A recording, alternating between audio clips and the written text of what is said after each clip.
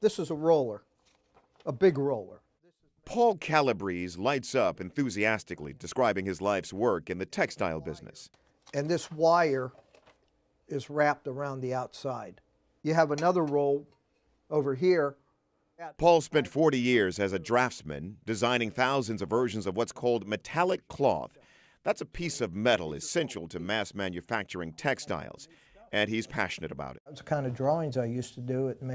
That's what the wire is, and there was all different kinds of geometry on it. But those days are behind him now. He was laid off more than a year ago after the company he worked at for 16 and a half years shut down.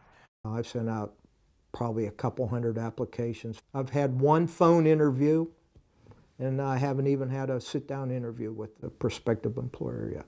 Paul counts the weeks of unemployment. This is week 55.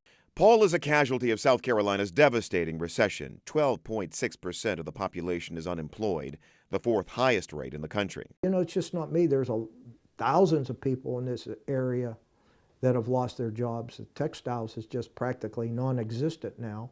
Paul is 62 years old, making this recession even more challenging. Many of the jobs he's competing for require an engineering degree. But Paul is old school. He learned drafting in trade school. A lot of these jobs, they're looking for engineering type people with degrees. I've got 2 diplomas. I don't have any degrees. Paul is eligible for early retirement, but for him, it is not an option. When people take early retirement, like if I took it at 62, and then if I got a full-time job, then you start getting penalized. You're only allowed to make so much. Besides the money, Paul says he's not ready for the rocking chair just yet.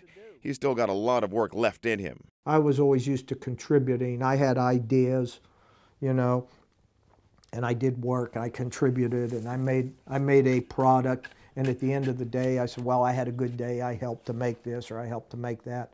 Now I don't have that anymore. Paul's wife, Mary, is the sole breadwinner now, working a low-paying clerical job. The couple is now dipping into their small nest egg just to pay day-to-day bills. They live very modestly. At our age, we're supposed to be making, you know, a little bit more money so we can put it away and to live a little, not extravagant but comfortable. You know, we're going the other way. Mary is the psychological savior for her struggling husband. Well, I tell him just be positive, that God will take care of us, and you're doing everything you can. But sometimes her husband is inconsolable. I just start thinking about it, and I toss and turn. I don't sleep well anymore. Tony Harris, CNN, Greenville, South Carolina.